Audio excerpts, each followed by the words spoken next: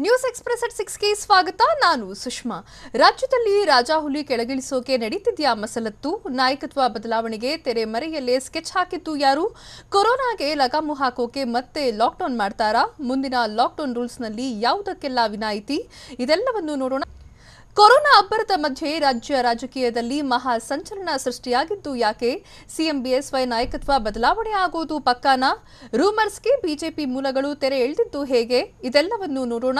ಬದಲಾಗಲ್ಲ CM news ಎಕ್ಸ್‌ಪ್ರೆಸ್‌ನಲ್ಲಿ. Corona ಅಬ್ಬರದ ಮಧ್ಯೆ ರಾಜ್ಯ ರಾಜಕೀಯದಲ್ಲಿ ಮಹಾ ಸಂಚಲನ ಶುರುವಾಗಿದೆ. ಶಾಂತವಾಗಿದ್ದ ರಾಜ್ಯ ಬಿಜೆಪಿಯಲ್ಲಿ ಮತ್ತೆ ಆಕ್ರೋಶದ ಚಂಡಮಾರುತ ಬೀಸಿದ್ದು ರಾಜ್ಯ ರಾಜಕೀಯ ಅಲ್ಲೋಲ ಕಲ್ಲೋಲ ಸೃಷ್ಟಿಸಿದೆ. ರಾಜ್ಯದಲ್ಲಿ ನಾಯಕತ್ವ ಬದಲಾವಣೆಗಾಗಿ ತೆರೆಮರೆಯಲ್ಲೇ ಕಸರತ್ತು ನಡೆದಿದ್ದು ಬಿಎಸ್ ಯಡಿಯೂರಪ್ಪರನ್ನ ಕೆಳಗಿಳಿಸಲು ಕಮಲ ಪಡೆಯಲ್ಲೇ ತಂತ್ರ ಹೆಣೆಯಲಾಗಿದೆ. ಸಿಎಂ ಬಿಎಸ್ ಯಡಿಯೂರಪ್ಪ ಸ್ಥಾನಕ್ಕೆ ಕುತ್ತು ಬಂದಿದ್ದು ಬಿಎಸ್ವೈರನ್ನ ಸಿಎಂ ಸ್ಥಾನದಿಂದ ಕೆಳಗಿಳಿಸಲು ಪ್ಲಾನ್ ಮಾಡಲಾಗಿದೆ.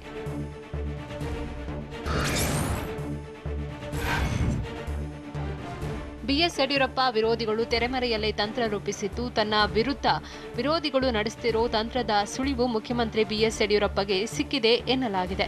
ಇದೇ ಕಾರಣಕ್ಕೆ ಕಳೆದ ವಾರವೇ ಸಿಎಂ ಬಿಎಸ್ವೈ ನೇತೃತ್ವದಲ್ಲಿ ಸಭೆ ನಡೆಸಿದ್ದರು ಅಂತ ಹೇಳಲಾಗುತ್ತಿದೆ. ಸಿಎಂ ಬಿಎಸ್ವೈ ನಾಯಕತ್ವದ ವಿರುದ್ಧವೇ ತಿರುಗಿಬಿದ್ದಿರೋ ಕೆಲವರು ಯಡಿಯೂರಪ್ಪರನ್ನ ಬದಲಾಯಿಸಲು ಪಟ್ಟು ಹಿಡಿದಿದ್ದಾರೆ.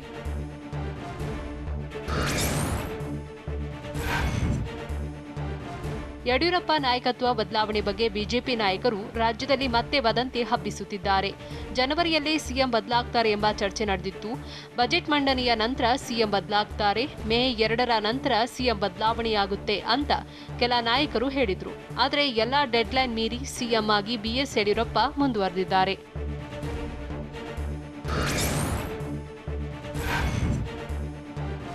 ಸಿಎಂ ಬಿಎಸ್ವೈ ಬದಲಾವಣೆ ಬಗ್ಗೆ ಕೇಂದ್ರ ಮಟ್ಟದಲ್ಲಿ ಯಾವುದೇ ಚರ್ಚೆ ನಡೆದಿಲ್ಲ. ಕೇವಲ ರಾಜ್ಯ ನಾಯಕರು ಆಪ್ತ ವಲಯದಲ್ಲಿ ಬದಲಾವಣೆ ಬಗ್ಗೆ ಚರ್ಚಿಸುತ್ತಿದ್ದಾರೆ. ಉತ್ತರಾಖಂಡ್ ಸಿಎಂ ಬದಲಾವಣೆ ಬಳಿಕ ರಾಜ್ಯ ರಾಜಕೀಯದಲ್ಲಿ ಸಂಚಲನ ಸೃಷ್ಟಿಯಾಗಿದ್ದು ಕೇಂದ್ರ ನಾಯಕರಿಂದ ಸಿಎಂ ಬದಲಾವಣೆ ಬಗ್ಗೆ ಸ್ಪಷ್ಟ ನಿರ್ದೇಶನ ಬಂದಿಲ್ಲ. ಅಲ್ಲದೆ ರಾಜ್ಯದಲ್ಲಿ ಸಿಎಂ ಬದಲಾವಣೆಗಿಂತ ಕೋವಿಡ್ ನಿರ್ವಹಣೆ ಬಗ್ಗೆ ಆದ್ಯತೆ ನೀಡಲಾಗುತ್ತಿದೆ. ಹೀಗಾಗಿ ರಾಜ್ಯದಲ್ಲಿ ಸಿಎಂ ಬದಲಾವಣೆ ವಿಚಾರದಲ್ಲಿ ಚರ್ಚೆ ಬೇಡ ಅಂತ ರಾಜ್ಯ ನಾಯಕರಿಗೆ ದೆಹಲಿ ನಾಯಕರು ಸ್ಪಷ್ಟ ಸಂದೇಶ ರವಾನಿಸಿದ್ದಾರೆ.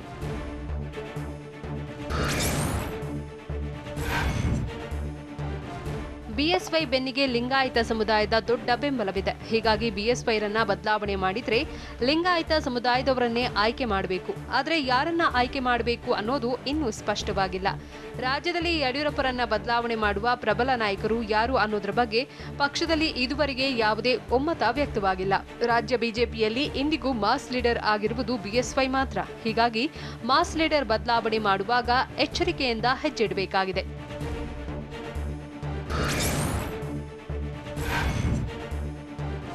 ಮುಖ್ಯಮಂತ್ರಿ ಸ್ಥಾನದಿಂದ ಯಡಿಯೂರಪ್ಪರನ್ನ ಬದಲಾಯಿಸಿದ್ರೆ ಲಿಂಗಾಯತ ಸಮುದಾಯದವರನ್ನೇ ಸಿಎಂ ಸ್ಥಾನಕ್ಕೆ ಆರಿಸಬೇಕಾಗಿದೆ. ಹೀಗೆ ಮಾಡಿದ್ರೂ ಎಲ್ಲರ ವಿಶ್ವಾಸ ಗಳಿಸುವುದು ಸುಲಭವಲ್ಲ. 2011ರಲ್ಲಿ ಡಿವಿಎಸ್ ಮತ್ತು ಜಗದೀಶ್ ಶೆಟ್ಟರ್ ಸಿಎಂ ಆಗಿದ್ರು.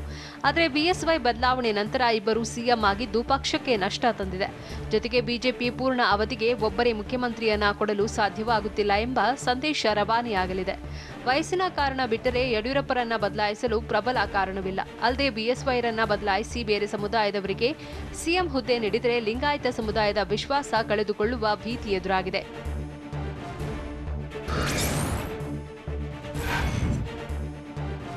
ಸಿಎಂ ಸ್ಥಾನದಿಂದ ಬದಲಾಯಿಸಿದ್ರೆ ಯಡಿಯೂರಪ್ಪಗೆ ಪಕ್ಷ ಕೊಟ್ಟಿದ್ದ ಭರವಸೆ ಈಡೇರಿಲ್ಲ ಎಂಬ ಸಂದೇಶ ರವಾನೆಯಾಗಲಿದೆ. 2018ರಲ್ಲಿ ಬಿಎಸ್ವೈ ಮುಂದಿನ ಮುಖ್ಯಮಂತ್ರಿ ಎಂದು ಬಿಜೆಪಿ ಬಿಂಬಿಸಿತ್ತು. ಹೀಗಾಗಿ ಅವಧಿ ಪೂರೈಸುವವರೆಗೂ ಅವಕಾಶ ಕೊಡಿ ಎಂದು ಬಿಎಸ್ವೈ ಕೇಳುತ್ತಿದ್ದಾರೆ. ಅಲ್ಲದೆ ಮುಂದೆ ಬಿಜೆಪಿಯನ್ನ 150 ಸ್ಥಾನಗಳಲ್ಲಿ ಗೆಲ್ಲಿಸುವುದೇ ಗುರಿ ಎನ್ನುತ್ತಿದ್ದಾರೆ. ಆದರೆ ಪರಿಸ್ಥಿತಿ ನೋಡಿ ನಾಯಕತ್ವ ಬದಲಾವಣೆ ಬಗ್ಗೆ ಹೈಕಮಾಂಡ್ ನಿರ್ಧಾರ ಮಾಡಲಿದ್ದು ಈಗಲೇ ಯಡಿಯೂರಪ್ಪ ಬದಲಾವಣೆ ಅಸಾಧ್ಯ ಅಂತ ಆಪ್ತರು ಹೇಳುತ್ತಿದ್ದಾರೆ.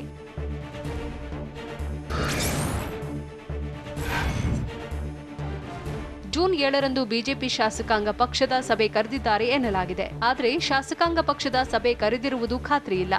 ಸಿಎಂ ಕಚೇರಿಯಿಂದ ಇನ್ನೂ ಬಿಜೆಪಿಯ ಶಾಸಕರಿಗೆ ಸಂದೇಶ ರವಾನೆಯಾಗಿಲ್ಲ.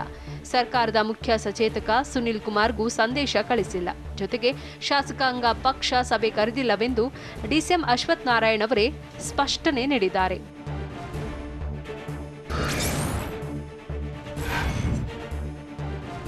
ಯಡಿಯೂರಪ್ಪ ಶಾಸಕಾಂಗ ಪಕ್ಷದ ಸಭೆ ಕರೆದರೂ ಸಿಎಂ ಬದಲಾವಣೆಯಾಗುವುದು ಅನುಮಾನವಾಗಿದೆ. ಹೈಕಮಾಂಡ್ನಿಂದ ನಿರ್ದೇಶನ ಬರೆದಿದ್ದರೆ ಶಾಸಕಾಂಗ ಪಕ್ಷದ ಸಭೆಯಲ್ಲಿ ಸಿಎಂ ಬದಲಾವಣೆ ಚರ್ಚೆಯಾಗಲ್ಲ. ಯಾಕಂದ್ರೆ ಸಿಎಂ ಬದಲಾವಣೆ ಬಗ್ಗೆ ಮೊದಲು ಹೈಕಮಾಂಡ್ ನಿರ್ಧಾರ ಕೈಗೊಳ್ಳಬೇಕು. ಹೈಕಮಾಂಡ್ ನಿರ್ಧಾರದ ನಂತರ ಸಿಎಂ ರಾಜೀನಾಮೆ ಸಲ್ಲಿಸಬಹುದು. ಆಗ ಮಾತ್ರ ಶಾಸಕಾಂಗ ಪಕ್ಷದ ಸಭೆಯಲ್ಲಿ ಹೊಸ ನಾಯಕರ ಆಯ್ಕೆ ಮಾಡಬಹುದು. ಅಲ್ಲದೆ ಲಾಕ್ಡೌನ್ನಲ್ಲಿ ಶಾಸಕಾಂಗ ಪಕ್ಷದ ಸಭೆ ಕರೆಯುವುದು ಡೌಟ್ ಆಗಿದೆ. 119 ಶಾಸಕರನ್ನ ಕರೆಸಿ ಸಭೆ ನಡೆಸಿದರೆ ಲಾಕ್ಡೌನ್ ನಿಯಮವನ್ನ ಸರ್ಕಾರವೇ ಉಲ್ಲಂಘನೆ ಮಾಡಿದಂತಾಗಲಿದೆ.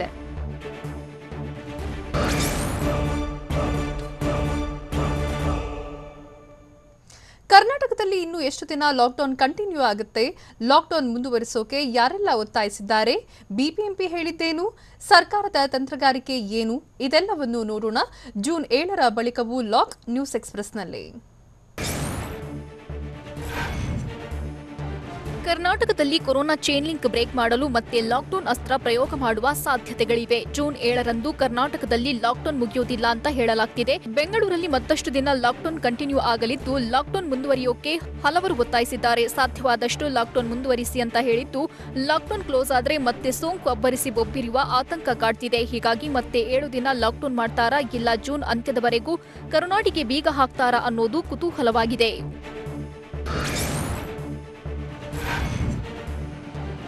ರಾಜ್ಯದಲ್ಲಿ ಕೊರೋನಾ ಚೈನ್ ಕಟ್ಗೆ ಲಾಕ್ಡೌನ್ ಮುಂದುವರಿಸುವುದು ಬಹುತೇಕ ಪಕ್ಕಾಗಿದೆ. ಕೊರೋನಾ ಚೈನ್ ಲಿಂಕ್ ಕಟ್ಗೆ ಮತ್ತಷ್ಟು ದಿನ ಅವಕಾಶ ಕೊಡಿ ಅಂತ ಬಿಬಿಎಂಪಿ ಅಧಿಕಾರಿಗಳು ಕೇಳಿದ್ದಾರೆ. ಸದ್ಯಕ್ಕೆ ಲಾಕ್ ಓಪನ್ ಮಾಡಿದ್ರೆ ಸೋಂಕು ಹೆಚ್ಚಾಗುವ ಸಾಧ್ಯತೆ ಇದ್ದು, ಸೋಂಕು ಹೆಚ್ಚಾಗದಂತೆ ತಡೆಯಲು ಲಾಕ್ ಕಂಟಿನ್ಯೂಗೆ ತಜ್ಞರು ಸಲಹೆ ನೀಡಿದ್ದಾರೆ. ಅಲ್ಲದೆ ಜಾರಿಯಲ್ಲಿರೋ ಲಾಕ್ಡೌನ್ಗೆ ಜನರಿಂದಲೂ ಉತ್ತಮ ಸ್ಪಂದನೆ ಸಿಕ್ಕಿದೆ. ಹೀಗಾಗಿ ಮತ್ತೆ ಲಾಕ್ಡೌನ್ ಮುಂದುವರಿಸುವ ಸಾಧ್ಯತೆಗಳಿವೆ. ಮೂರನೇ ಅಲೆ ಆತಂಕ ಇರೋದ್ರಿಂದ ಮೂರನೇ ಅಲೆ ಬರದಂತೆ ತಡೆಯಲು ಲಾಕ್ಡೌನ್ಗೆ ತಜ್ಞರು ಸಲಹೆ ನೀಡಿದ್ದಾರೆ. 60% ಜನರಿಗೆ ಲಸಿಕೆ ನೀಡುವವರೆಗೆ ಲಾಕ್ಡೌನ್ ಮುಂದುವರಿಸುವ ಸಾಧ್ಯತೆಗಳಿವೆ. ಈಗಿನ ಲಾಕ್ಡೌನ್ ಮುಂದುವರಿಸಲು ಹಲವರು ಮುಖ್ಯಮಂತ್ರಿ ಬಿಎಸ್ ಯಡಿಯೂರಪ್ಪ ಮೇಲೆ ಒತ್ತಡ ಹಾಕ್ತಿದ್ದು, ಲಾಕ್ಡೌನ್ ಮಾಡಿದ್ದರಿಂದಲೇ ಸೋಂಕು ನಿಯಂತ್ರಣಕ್ಕೆ ಬಂದಿದೆ ಎಂಬುದು ಅಧಿಕಾರಿಗಳ ಅಭಿಪ್ರಾಯವಾಗಿದೆ. ಇದೇ ಕಾರಣಕ್ಕೆ ಮತ್ತಷ್ಟು ದಿನ ಲಾಕ್ಡೌನ್ ಮುಂದುವರಿಕೆಗೆ ಒಲವು ತೋರಿದ್ದಾರೆ. ಕರ್ನಾಟಕದಲ್ಲಿ ಜೂನ್ 7ರ ಬಳಿಕವೂ ಲಾಕ್ಡೌನ್ ಮುಂದುವರಿಕೆ ಬಹುತೇಕ ಫಿಕ್ಸ್ ಆಗಿದ್ದು, ಜೂನ್ ತಿಂಗಳ ಮಧ್ಯದವರೆಗೂ ಮತ್ತೆ ಕರುನಾಡು ಲಾಕ್ ಆಗಲಿರೋ ಸಾಧ್ಯತೆ ಇದೆ. ಕೊರೋನಾ ಚೈನ್ ಲಿಂಕ್ ಬ್ರೇಕ್ ಮಾಡಲು ಅಧಿಕಾರಿಗಳು ಮತ್ತಷ್ಟು ದಿನದ ಕಾಲಾವಕಾಶ ಕೇಳಿದ್ದಾರೆ. ಈಗಾಗಲೇ ಲಾಕ್ಡೌನ್ ಇದ್ರೂ ಜನರ ಸ್ಪಂದನೆ ಇದೆ. ಹೀಗಾಗಿ ಸಾಧ್ಯವಾದಷ್ಟು ಲಾಕ್ಡೌನ್ ಮಾಡೋದು ಉತ್ತಮ ಅಂತ ತಜ್ಞರು ಅಭಿಪ್ರಾಯಪಟ್ಟಿದ್ದಾರೆ. ಅಲ್ಲದೆ ಲಾಕ್ಡೌನ್ ಓಪನ್ ಮಾಡಿದ್ರೆ ಮತ್ತೆ ಸೋಂಕು ಹೆಚ್ಚಾಗುವ ಭೀತಿ ಇದೆ ಎಂದು ಎಚ್ಚರಿಸಿದ್ದಾರೆ.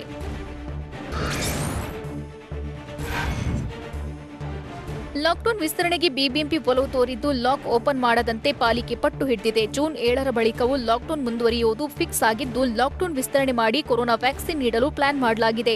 60% ಜನರಿಗೆ ಕೊರೋನಾ ಲಸಿಕೆ ತಲುಪಿಸೋ ಸಾಧ್ಯತೆ ಇದೆ. ಬೆಂಗಳೂರು ಸೇರಿ ರಾಜ್ಯದಲ್ಲಿ ಸೋಂಕಿತರ ಸಂಖ್ಯೆ ಇಳಿಕೆಯಾಗ್ತಿದೆ. ಆದರೆ ಮೂರನೇ ಅಲೆಯ ಆತಂಕ ಶುರುವಾಗಿದ್ದು, ಲಾಕ್ಡೌನ್ಗೆ ಒಲವು ತೋರಲಾಗಿದೆ.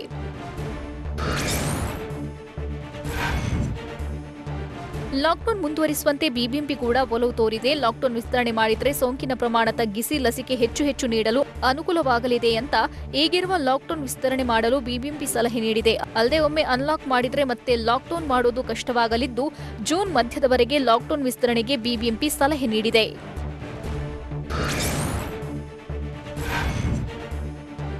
ಬೆಂಗಳೂರಿನಲ್ಲಿ ಲಾಕ್ಡೌನ್ ಮುಂದುವರಿಸಲು ಬಿಬಿಎಂಪಿ ಸಲಹೆ ನೀಡಿದ್ದು, ಅನ್ಲಾಕ್ ಆದ್ಮೇಲೆ ಕಟ್ಟುನಿಟ್ಟಿನ ಷರತ್ತು ವಿಧಿಸಲು ಪಟ್ಟು ಹಿಡಿದಿದೆ.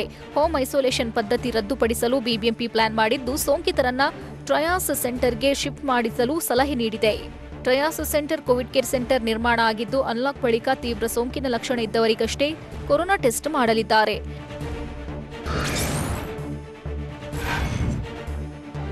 ಜೂನ್ 7ರ ಬಳಿಕ ಲಾಕ್ ಮುಂದುವರಿಯುತ್ತಾ ಅನ್ನೋ ಕುತೂಹಲ ಮೂಡಿಸಿದೆ. ಲಾಕ್ಡೌನ್ ಕಂಟಿನ್ಯೂ ಆದರೆ ಯಾವ್ಯಾವ ಕ್ಷೇತ್ರಕ್ಕೆ ವಿನಾಯಿತಿ ಸಿಗಲಿದೆ? ಲಾಕ್ ಇದ್ರೂ ಕೆಲ ಕ್ಷೇತ್ರಗಳಿಗೆ ಬಿಗ್ ರಿಲೀಫ್ ಸಿಗುತ್ತಾ? ಮಾಲ್, ಪಬ್, ಬಾರ್, ಹೋಟೆಲ್, ರೆಸ್ಟೋರೆಂಟ್ಗಳ ಕತೆ ಏನು? ಯಾವುದೆಲ್ಲ ಕಂಪ್ಲೀಟ್ ಬಂದ್, ಯಾವುದೆಲ್ಲ ಓಪನ್ ಆಗುತ್ತೆ ಅನ್ನೋದು ಇನ್ನೂ ಸ್ಪಷ್ಟವಾಗಿಲ್ಲ.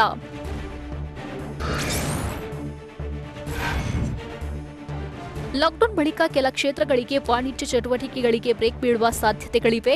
ಸದ್ಯ ಬೆಳಗ್ಗೆ 6 ಗಂಟೆಯಿಂದ 10 ಗಂಟೆಯವರೆಗೆ ಖರೀದಿಗೆ ಅವಕಾಶ ನೀಡಲಾಗಿದೆ. ಜೂನ್ 7ರ ಬಳಿಕವೂ ಇದೇ ನಿಯಮ ಮುಂದುವರಿಯುವ ಸಾಧ್ಯತೆಗಳಿದ್ದು, ಬೆಳಗ್ಗೆ 6 ಗಂಟೆಯಿಂದ ಬೆಳಗ್ಗೆ 10 ಗಂಟೆಯವರೆಗೆ ಅಗತ್ಯ ವಸ್ತುಗಳನ್ನು ಖರೀದಿಸಬಹುದಾಗಿದೆ. ಅಲ್ಲದೆ ಸಂಜೆ 6 ಗಂಟೆವರೆಗೆ ಹಾಲಿನ ಬೂತ್ ತೆರೆಯಲು ಅವಕಾಶ ಮುಂದುವರಿಯುವ ಸಾಧ್ಯತೆ ಇದೆ.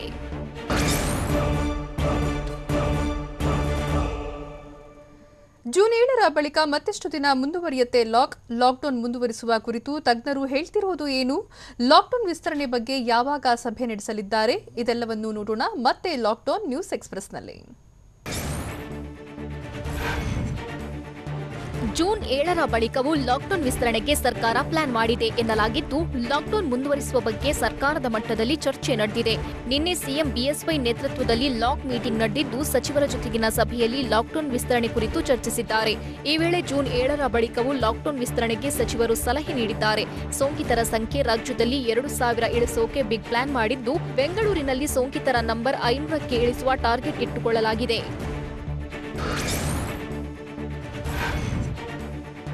ರಾಜ್ಯದಲ್ಲಿ ಕೊರೋನಾ ಸೋಂಕು ತಗ್ಗಿದ್ರೂ ಆತಂಕ ಮಾತ್ರ ತಗ್ಗಿಲ್ಲ. ಬೆಂಗಳೂರಲ್ಲಿ ಸದ್ಯ 6ರಿಂದ 8,000 ಗಡಿಯಲ್ಲಿ ಸೋಂಕಿತರ ಸಂಖ್ಯೆ ಪತ್ತೆಯಾಗ್ತಿದೆ. ಆದರೆ ಜೂನ್ 7ರ ಬಳಿಕ ಲಾಕ್ಡೌನ್ ತೆರವುಗೊಳಿಸಿದ್ರೆ ಕೊರೋನಾ ಸೋಂಕಿನ ಬಾಂಬ್ ಮತ್ತಷ್ಟು ಸ್ಫೋಟಗೊಳ್ಳೋ ಆತಂಕವಿದೆ. ಬೆಂಗಳೂರಲ್ಲಿ ಅನ್ಲಾಕ್ ಮಾಡಿದ್ರೆ ಜನರು ಮತ್ತೆ ಆಗಮಿಸಲಿದ್ದಾರೆ. ಜೊತೆಗೆ ಎಲ್ಲಾ ಉದ್ಯಮಗಳನ್ನ ಓಪನ್ ಮಾಡಿದ್ರೂ ಸೋಂಕು ಹೆಚ್ಚಳವಾಗಲಿದೆ. ಕೊರೋನಾ ಸೋಂಕಿನ ಸುಳಿ ಸಮುದಾಯ ಮಟ್ಟದಲ್ಲಿ ಹಬ್ಬುವ ಭೀತಿ ಇದ್ದು, ಜನರ ಓಡಾಟ ಹೆಚ್ಚಾದಂತೆ ಡೆಡ್ಲಿ ಬಾಂಬ್ ಸ್ಫೋಟಗೊಳ್ಳೋ ಸಾಧ್ಯತೆ ಇದೆ.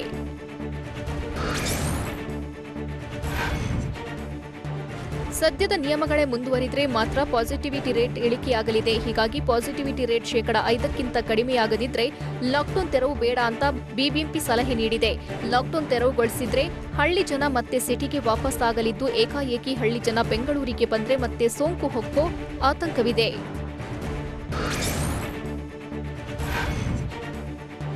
ಲಾಕ್ಡೌನ್ ವಿಸ್ತರಣೆ ಮಾಡಿದ್ರೆ ಕೇಸ್ ಕಡಿಮೆಯಾಗೋದ್ರಿಂದ ಆಸ್ಪತ್ರೆಗಳಲ್ಲಿ ಸೂಕ್ತ ವ್ಯವಸ್ಥೆ ಮಾಡಬಹುದು. ಆದರೆ ಸೋಂಕು ಹೆಚ್ಚಳವಾದರೆ ಮತ್ತೆ ಆಕ್ಸಿಜನ್ ಬೆಡ್ಗಳ ಹೊಂದಾಣಿಕೆ ಕಷ್ಟವಾಗಲಿದೆ. ಹೀಗಾಗಿ ಸಚಿವರಿಂದಲೂ ಕೂಡ ಲಾಕ್ಡೌನ್ ವಿಸ್ತರಣೆಗೆ ಹೆಚ್ಚಿನ ಒಲವು ವ್ಯಕ್ತವಾಗಿದೆ. ಈಗಾಗಲೇ ಕೋವಿಡ್ ನಿಯಂತ್ರಣದಲ್ಲಿ ಕೈಸುಟ್ಟುಕೊಂಡಿರುವ ಸರ್ಕಾರ ಪರಿಸ್ಥಿತಿ ಕಂಟ್ರೋಲ್ಗೆ ಬರ್ತಿರುವಾಗ ಹಳಿ ತಪ್ಪುವುದು ಬೇಡ ಅಂತ ಪ್ಲಾನ್ ಮಾಡಿದೆ. ಇದೇ ಕಾರಣಕ್ಕೆ ಜೂನ್ 4 ಅಥವಾ 5ರಂದು ಮತ್ತೊಂದು ಬಾರಿ ಸಭೆ ಸೇರಿ ಲಾಕ್ ಬಗ್ಗೆ ಅಂತಿಮ ನಿರ್ಧಾರ ಕೈಗೊಳ್ಳಲಿದ್ದಾರೆ.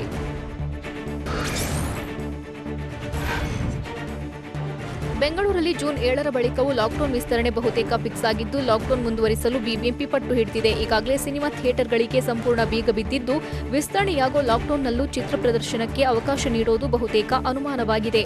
ಸಿನಿಮಾ ಥಿಯೇಟರ್ ಓಪನ್ ಮಾಡದಿರಲು ಬಿಬಿಎಂಪಿ ನಿರ್ಧಾರ ಮಾಡಿದ್ದು, 50% 75% ಎಂಬ ಯಾವ ವಿನಾಯಿತಿಯೂ ಇರಲ್ಲ.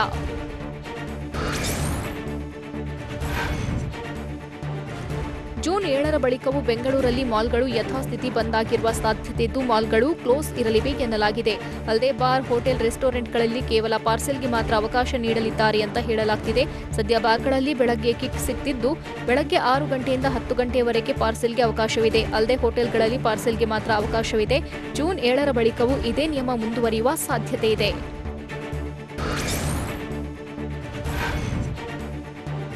ಲಾಕ್ಡೌನ್ ವಿಸ್ತರಣೆ ಮಾಡಿದ್ರೆ ಬಿಎಂಟಿಸಿ, ಕೆಎಸ್ಆರ್ಟಿಸಿ, ಖಾಸಗಿ ಬಸ್ ಸಂಚಾರಕ್ಕೆ ಅವಕಾಶ ನೀಡುವ ಸಾಧ್ಯತೆಗಳಿವೆ. ಕೋವಿಡ್ ರೂಲ್ಸ್ ಪಾಲಿಸಿ ವಾಹನ ಸಂಚಾರಕ್ಕೆ ಅನುಮತಿ ನೀಡಲಿದ್ದಾರೆ ಎನ್ನಲಾಗಿದ್ದು, 50% ಪ್ರಯಾಣಿಕರು ಸಂಚಾರ ಮಾಡಲು ಅವಕಾಶ ನೀಡಲಿದ್ದಾರೆ. ಅಲ್ಲದೆ auto, Ola, Uber, taxi, bus ಸಂಚಾರಕ್ಕೆ ಗ್ರೀನ್ ಸಿಗ್ನಲ್ ಕೊಡುವ ಸಾಧ್ಯತೆಗಳಿವೆ.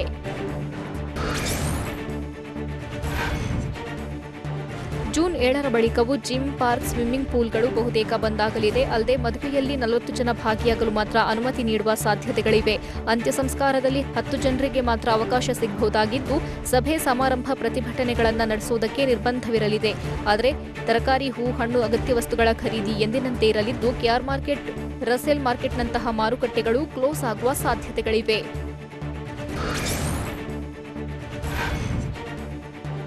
ರಾಜ್ಯದಲ್ಲಿ ಮತ್ತೆ ಲಾಕ್ಡೌನ್ ಮುಂದುವರಿಯುವುದು ಬಹುತೇಕ ಫಿಕ್ಸ್ ಆಗಿದೆ. ಕರ್ನಾಟಕದಲ್ಲಿ ಲಾಕ್ಡೌನ್ ಕಂಟಿನ್ಯೂ ಮಾಡಲು ಸಚಿವರೇ ಸಲಹೆ ನೀಡಿದ್ದಾರೆ ಎನ್ನಲಾಗಿದ್ದು, ಕೊರೋನಾ ಚೈನ್ ಬ್ರೇಕ್ಗೆ ಸರ್ಕಾರದ ಮುಂದೆ ಪ್ಲಾನ್ ಬಿ ಇದೆ. ಆದರೆ ಸಚಿವರು ಮತ್ತು ಬಿಬಿಎಂಪಿ ಅಧಿಕಾರಿಗಳು ತಜ್ಞರ ಸಲಹೆಯನ್ನ ಮುಖ್ಯಮಂತ್ರಿ ಬಿಎಸ್ ಯಡಿಯೂರಪ್ಪ ಒಪ್ತಾರಾ ಅನ್ನೋದು ಕುತೂಹಲ ಮೂಡಿಸಿದೆ.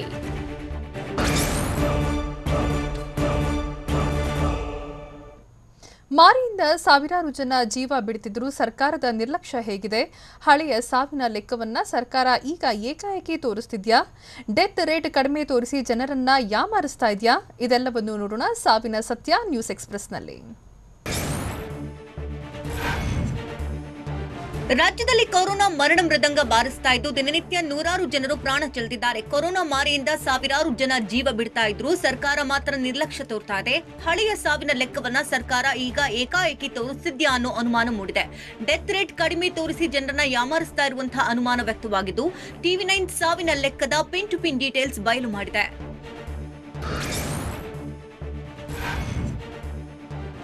ಸತ್ತಿದ್ದೇ ಒಂದು ದಿನವಾದರೆ ಸರ್ಕಾರ ಲೆಕ್ಕ ಕೊಡ್ತಿರೋದೇ ಮತ್ತೊಂದು ದಿನವಾಗಿದೆ. ಇವತ್ತಿನ ಹೆಲ್ತ್ ಬುಲೆಟಿನ್ ನಲ್ಲಿ ಮಾರ್ಚ್ ನಲ್ಲಿ ಸತ್ತವರ ಹೆಸರು ಇರಲಿದೆ. ಸರ್ಕಾರವೇ ಕೊಡ್ತಿರೋ ಈ ರಿಪೋರ್ಟ್ಗೆ ಇಷ್ಟು ದಿನದ ಅಂತರ ಯಾಕೆ ಅನ್ನೋದು ಪ್ರಶ್ನೆಯಾಗಿದೆ.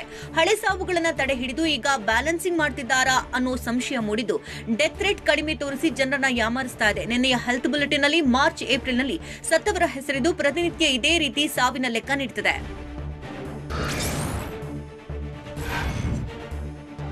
ಕೊರೋನಾ ಸೋಂಕಿತರ ಸಾವಿನ ಲೆಕ್ಕದಲ್ಲೂ ಸುಳ್ಳಿನದ್ದೇ ಸರಮಾಲಿಯಾಗಿದೆ. ಡೆಡ್ಲಿ ವೈರಸ್ ಅಟ್ಟಹಾಸದ ನಡುವೆ ಸರ್ಕಾರ ಹೊಣೆಗೇಡಿತನ ಪ್ರದರ್ಶಿಸ್ತಾ ಇದ್ದು ಟೆಸ್ಟಿಂಗ್ ಕಳ್ಳಾಟದ ಬಳಿಕ ಸಾವಿನ ಸಂಖ್ಯೆಯಲ್ಲೂ ಮಹಾ ಎಡವಟ್ಟು ಮಾಡ್ತಾ ಇದೆ. ಕೊರೋನಾಗೆ ಬಲಿಯಾದವರ ನಿಖರ ಸಂಖ್ಯೆ ನೀಡುವಲ್ಲಿ ಹಿಂದೇಟು ಹಾಕ್ತಾ ಇದ್ದು ಯಾವತ್ತೋ ಸತ್ತವರ ಲೆಕ್ಕವನ್ನ ಇಂದು ನಾಳೆಗೆ ಸೇರಿಸ್ತಾ ಇದೆ. ಡೆಡ್ಲಿ ಸೋಂಕಿತರ ಸಾವಿನ ಸಂಖ್ಯೆ ನಿಖರ ಮಾಹಿತಿ ನೀಡದೆ ನಿರ್ಲಕ್ಷ್ಯ ತೋರುತ್ತಿದೆ.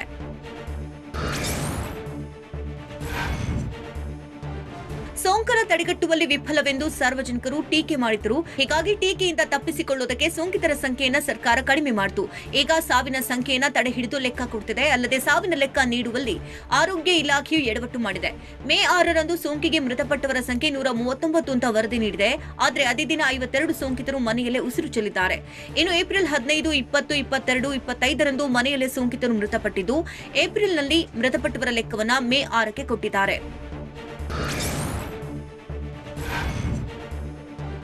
ಮೇ 10ರಂದು 374 ಜನ ಕೊರೋನಾಗೆ ಬಲಿ ಅಂತ ಆರೋಗ್ಯ ಇಲಾಖೆಯ ಹೆಲ್ತ್ ಬುಲೆಟಿನ್ನಲ್ಲಿ ಮಾಹಿತಿ ನೀಡಲಾಗಿದೆ. ಆದರೆ ಅಂದಿನ ಮಾಹಿತಿ ಪ್ರಕಾರ ಮೃತಪಟ್ಟ 374 ಸೋಂಕಿತರ ಪೈಕಿ 70 ಜನ ಸೋಂಕಿತರು ಏಪ್ರಿಲ್ 4, ಮೇ 1ರಂದು ಮೃತಪಟ್ಟಿದ್ದಾರೆ. ಸೋಂಕಿತರು ಮೃತಪಟ್ಟ ಒಂದು ತಿಂಗಳ ನಂತರ ಹೆಲ್ತ್ ಬುಲೆಟಿನ್ನಲ್ಲಿ ಉಲ್ಲೇಖಿಸಲಾಗಿತ್ತು. ಇನ್ನು ಮೇ 11ರಂದು 259 ಸೋಂಕಿತರು ಕೊರೋನಾಗೆ ಬಲಿ ಅಂತ ಮಾಹಿತಿ ನೀಡಲಾಗಿದೆ. ಆದರೆ 259 ಮೃತರ ಪೈಕಿ 61 ಜನ ಸಾವನ್ನಪ್ಪಿದ್ದು ಹಳೆಯ ಲೆಕ್ಕವಾಗಿದೆ. ಏಪ್ರಿಲ್ 28, ಮೇ 2ರಂದು ಮೃತಪಟ್ಟಿರುವವರ ಮಾಹಿತಿ ನೀಡಲಾಗಿದೆ. ಮೇ 24ರಂದು 297 ಜನ ಕೊರೋನಾಗೆ ಬಲಿಯಾಗಿದ್ದಾರೆ ಹೀಗಂತ ಹೇಳಿದ್ರು. ಈ ಪೈಕಿ 52 ಜನ ಏಪ್ರಿಲ್ 28, ಮೇ 5ರಂದು ಮೃತಪಟ್ಟವರಾಗಿದ್ದಾರೆ. ವ್ಯಕ್ತಿ ಸಾವಿನ ಲೆಕ್ಕಕ್ಕೂ ರಿಪೋರ್ಟ್ಗೂ 15 ದಿನ ಅಂತರವಿದ್ದು ಮೇ ತಿಂಗಳಲ್ಲಿ ಸುಮಾರು 800 ಜನ ಸಾವಿನ ವ್ಯತ್ಯಾಸ ಕಂಡುಬಂದಿದೆ. ಚಿತಾಗಾರದ ಎದುರು ಆಂಬ್ಯುಲೆನ್ಸ್ಗಳು ಕ್ಯೂ ನಿಂತರೆ ಸರ್ಕಾರಕ್ಕೆ ಡ್ಯಾಮೇಜ್ ಆಗಲಿದೆ. ಹೀಗಾಗಿ ಮೃತದೇಹವನ್ನು ಸರ್ಕಾರ ಆಸ್ಪತ್ರೆಯಲ್ಲಿ ಇರಿಸ್ತಾ ಇದೆ. ನಿತ್ಯ 250ರಿಂದ 300 ಸೋಂಕಿತರು ಮೃತಪಟ್ಟರೆ ಬೆಂಗಳೂರಿನಲ್ಲಿರುವ ಚಿತಾಗಾರಗಳು ಹೌಸ್ಫುಲ್ ಆಗಬೇಕು. ಆದರೆ ಸಾವಿನ ಲೆಕ್ಕವನ್ನ ಬಚ್ಚಿಟ್ಟು ಬೇಕಾದಂತೆ ಸರ್ಕಾರ ಅಂತ್ಯ ಸಂಸ್ಕಾರ ಮಾಡ್ತಾ ಇದೆ. ಮೃತಪಟ್ಟವರ ಮಾಹಿತಿ ಮತ್ತೊಂದು ದಿನಕ್ಕೆ ಪ್ರಕಟಿಸ್ತಾ ಇದ್ದು ತನ್ನ ಡ್ಯಾಮೇಜ್ ಕಂಟ್ರೋಲ್ ಮಾಡಲು ಚಿತಾಗಾರಗಳಲ್ಲಿ ಟೋಕನ್ ಸಿಸ್ಟಮ್ ತಂದಿದೆ. ಇದರಿಂದ ತನ್ನ ಪಾಳಿ ಬರುವವರಿಗೆ ಮೃತದೇಹಗಳು ಕೊಳೆಯುತ್ತಿವೆ. ಬೆಂಗಳೂರಿನಲ್ಲಿ ದಿನೇ ದಿನೇ ಸಾವಿನ ಸುಳಿ ಏರಿಕೆಯಾಗ್ತಾ ಇದೆ. ಬಿಬಿಎಂಪಿ ಎಡವಟ್ಟಿನಿಂದ ಬೆಂಗಳೂರು ಸಾವಿನ ರಾಜಧಾನಿ ಆಗ್ತಾ ಇದೆ. ಬಿಬಿಎಂಪಿ ಬೆಡ್ ಅಲಾಟ್ ಮಾಡಿದ್ರೂ ಚಿಕಿತ್ಸೆ ಸಿಗುವುದು ಡೌಟ್ ಆಗಿದೆ. ಬಿಬಿಎಂಪಿ ಮೂಲಕ ಖಾಸಗಿ ಆಸ್ಪತ್ರೆಗೆ ದಾಖಲಾದರೆ ಚಿಕಿತ್ಸೆ ಉಚಿತ ಅಂತ ಹೇಳಿದ್ದಾರೆ. ಆದರೆ ಬೆಂಗಳೂರಿನ ಖಾಸಗಿ ಆಸ್ಪತ್ರೆಗಳಲ್ಲಿ ಟ್ರೀಟ್ಮೆಂಟ್ ಸಿಗ್ತಿಲ್ಲ. ಬಿಬಿಎಂಪಿ ವತಿಯಿಂದ ಆಸ್ಪತ್ರೆಗಳಿಗೆ ತೆರಳಿದ್ರೆ ಚಿಕಿತ್ಸೆ ಸಿಗದೆ ಪರದಾಡ್ತಿದ್ದು ಇದೇ ಕಾರಣಕ್ಕೆ ಬೆಂಗಳೂರಿನಲ್ಲಿ ಕೊರೋನಾ ಸೋಂಕಿತರು ಪ್ರಾಣ ಬಿಡ್ತಿದ್ದಾರೆ.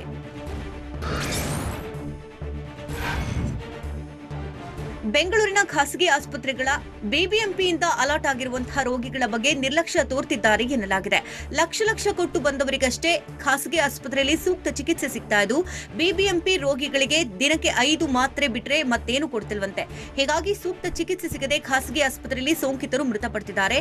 ಇದೀಗ ಡೆತ್ ಆಡಿಟ್ ಮಾಡ್ತಿರುವಂತಹ ಬಿಬಿಎಂಪಿ ಯಾವ ಆಸ್ಪತ್ರೆಯಲ್ಲಿ ಅತಿ ಹೆಚ್ಚು ಸೋಂಕಿತರು ಸಾವನ್ನಪ್ಪಿದ್ದಾರೆ ಅನ್ನೋದರ ಮಾಹಿತಿ ಮೇಲೆ ಹೆಲ್ತ್ ಸಮರಿ ಪಡೆದಿದೆ.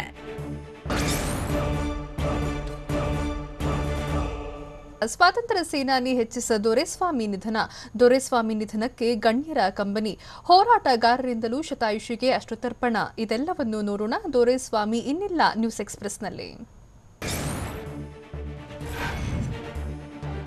ಸ್ವಾತಂತ್ರ್ಯ ಹೋರಾಟಗಾರ ಎಚ್.ಎಸ್. ದೊರೆಸ್ವಾಮಿ ಇನ್ನಿಲ್ಲ. ಬೆಂಗಳೂರಿನ ಜಯದೇವ ಆಸ್ಪತ್ರೆಯಲ್ಲಿ ಎಚ್.ಎಸ್. ದೊರೆಸ್ವಾಮಿ ಕೊನೆಯುಸಿರೆಳೆದಿದ್ದಾರೆ. ಹೃದಯಾಘಾತದಿಂದ ಶತಾಯುಷಿ ಎಚ್.ಎಸ್. ದೊರೆಸ್ವಾಮಿ ನಿಧನರಾಗಿದ್ದಾರೆ. ಇತ್ತೀಚೆಗೆ ಜಯದೇವ ಆಸ್ಪತ್ರೆಯಲ್ಲಿ ಕೊರೋನಾಗೆ ಚಿಕಿತ್ಸೆ ಪಡೆದು ಗುಣಮುಖರಾಗಿದ್ರು.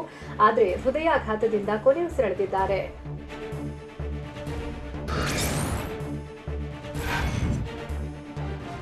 ಹೃದಯ ಸಂಬಂಧಿ ಕಾಯಿಲೆಯಿಂದ ಬಳಲ್ತಾ ಇದ್ದ ಸ್ವಾತಂತ್ರ್ಯ ಹೋರಾಟಗಾರ ಎಚ್.ಎಸ್. ದೊರೆಸ್ವಾಮಿ ಮಧ್ಯಾಹ್ನ 1:30 ಸುಮಾರಿಗೆ ನಿಧನರಾಗಿದ್ದಾರೆ. ಮೇ 14ರಂದು ಜಯದೇವ ಆಸ್ಪತ್ರೆಗೆ ದೊರೆಸ್ವಾಮಿ ದಾಖಲಾಗಿದ್ರು. ಹೃದಯ ಸಂಬಂಧಿ ಕಾಯಿಲೆಯಿಂದ ಬಳಲ್ತಾ ಇದ್ದ ದೊರೆಸ್ವಾಮಿ ಚಿಕಿತ್ಸೆ ಫಲಕಾರಿಯಾಗದೆ ಕೊನೆಯುಸಿರೆಳೆದಿದ್ದಾರೆ.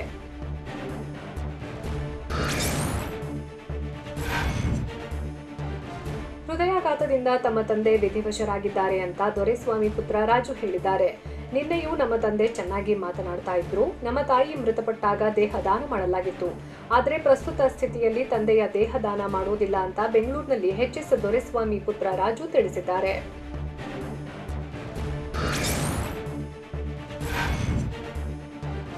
ಏಪ್ರಿಲ್ 10, 1918ರಲ್ಲಿ ಹಾರೋಹಳ್ಳಿಯಲ್ಲಿ ಜನಿಸಿದ್ದ ದೊರೆಸ್ವಾಮಿ ಹಾರೋಹಳ್ಳಿಯಲ್ಲಿ ಪ್ರಾಥಮಿಕ ವ್ಯಾಸಂಗ ಪೂರ್ಣಗೊಳಿಸಿದ್ರು. ಬೆಂಗಳೂರಿನ ಸೆಂಟ್ರಲ್ ಕಾಲೇಜಿನಲ್ಲಿ ಬಿಎಸ್ಸಿ ವ್ಯಾಸಂಗ ಮುಗಿಸಿ ಅಧ್ಯಾಪಕ ವೃತ್ತಿಯನ್ನ ಪ್ರಾರಂಭಿಸಿದ್ರು. 1942ರಲ್ಲಿ ಕ್ವಿಟ್ ಇಂಡಿಯಾ ಚಳವಳಿ ಮೂಲಕ ಸ್ವಾತಂತ್ರ್ಯ ಹೋರಾಟಕ್ಕೆ ಧುಮುಕಿದ್ದ ಅವರು 1943ರಲ್ಲಿ ಬ್ರಿಟಿಷರ ಕೈಗೆ ಸಿಕ್ಕಿಬಿದ್ದು 14 ತಿಂಗಳ ಜೈಲುವಾಸ ಅನುಭವಿಸಿದ್ರು. 1947ರಲ್ಲಿ ಮೈಸೂರು ಚಲೋ ಹೋರಾಟ, 1950ರಲ್ಲಿ ಭೂದಾನ ಚಳವಳಿಯಲ್ಲಿ ಭಾಗಿಯಾಗಿ 1975ರ ತುರ್ತು ಪರಿಸ್ಥಿತಿಯಲ್ಲಿ ಜೈಲು ಪಾಲಾಗಿದ್ರು.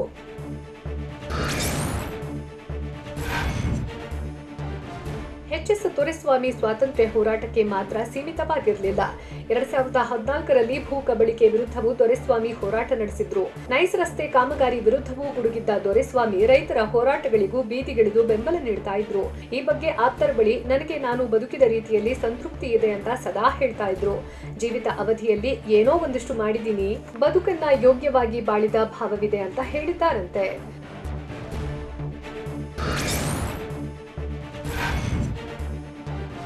ಸ್ವಾತಂತ್ರ್ಯ ಹೋರಾಟಗಾರ ಎಚ್.ಎಸ್. ದೊರೆಸ್ವಾಮಿ ನಿಧನಕ್ಕೆ ಮಾಜಿ ಪ್ರಧಾನಮಂತ್ರಿ ಎಚ್.ಡಿ. ದೇವೇಗೌಡರು ಸಂತಾಪ ಸೂಚಿಸಿದ್ದಾರೆ. ಟಿವಿ9ಗೆ ಮಾಜಿ ಪ್ರಧಾನಿ ಎಚ್.ಡಿ. ದೇವೇಗೌಡ ಪ್ರತಿಕ್ರಿಯೆ ಕೊಟ್ಟಿದ್ದು, ಅನ್ಯಾಯ ಅಕ್ರಮ ನಡೆದರೆ ದೊರೆಸ್ವಾಮಿ ಸಹಿಸ್ತಾ ಇರಲಿಲ್ಲ.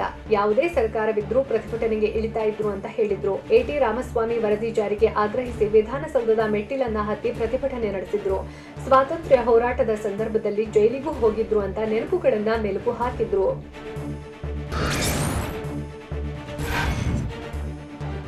ಸ್ವಾತಂತ್ರ್ಯ ಹೋರಾಟಗಾರ ಎಚ್.ಎಸ್. ದೊರೆಸ್ವಾಮಿ ನಿಧನಕ್ಕೆ ಟ್ವೀಟ್ ಮೂಲಕ ಸಿಎಂ ಬಿಎಸ್ವೈ ಸಂತಾಪ ಸೂಚಿಸಿದ್ದಾರೆ. ದೊರೆಸ್ವಾಮಿ ನಿಧನದ ಸುದ್ದಿ ಕೇಳಿ ಅತೀವ ದುಃಖವಾಗಿದ್ದು, ದೇವರು ಅವರ ಆತ್ಮಕ್ಕೆ ಸದ್ಗತಿ ನೀಡಲಿ ಅಂತ ಪ್ರಾರ್ಥಿಸ್ತೀವಿ. ದೇವರು ಅವರ ಕುಟುಂಬಸ್ಥರಿಗೆ ದುಃಖವನ್ನ ಭರಿಸುವ ಶಕ್ತಿ ಕೊಡ್ಲಿ ಅಂತ ಬಿಎಸ್ವೈ ಟ್ವೀಟ್ ಮಾಡಿದ್ದಾರೆ.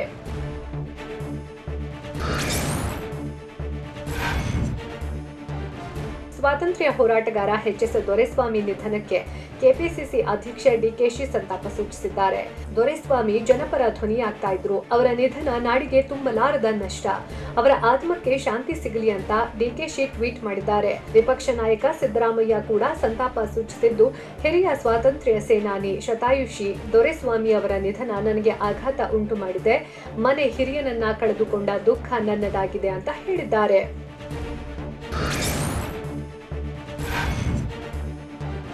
ಗಾಂಧಿವಾದಿಯಾಗಿದ್ದ ಸ್ವಾತಂತ್ರ್ಯ ಹೋರಾಟಗಾರ ಎಚ್.ಎಸ್. ದೊರೆಸ್ವಾಮಿ ಯಾರೇ ಆಗಿದ್ರೂ ನೇರ ನಿಷ್ಠುರವಾಗಿ ಮಾತನಾಡ್ತಾ ಇದ್ರು ಅಂತ ಟಿವಿ9ಗೆ ಜೆಡಿಎಸ್ ಶಾಸಕ ಎ.ಟಿ. ರಾಮಸ್ವಾಮಿ ಪ್ರತಿಕ್ರಿಯೆ ಕೊಟ್ಟಿದ್ದಾರೆ. ಭೂ ಕಬಳಿಕೆ ವಿರುದ್ಧ 9 ದಿನಗಳ ಕಾಲ ಹೋರಾಟ ನಡೆಸಿದ್ರು. ಎಲ್ಲೇ ಅನ್ಯಾಯ ನಡೆದ್ರೂ ಮುಂದೆ ನಿಂತು ಹೋರಾಡ್ತಾ ಇದ್ರು. ಸಾರ್ವಜನಿಕ ಸೇನಾನಿಯಾಗಿ ಅನ್ಯಾಯದ ವಿರುದ್ಧ ಹೋರಾಟ ಮಾಡ್ತಿದ್ರು ಅಂತ ಶಾಸಕ ರಾಮಸ್ವಾಮಿ ಹೇಳಿದ್ರು.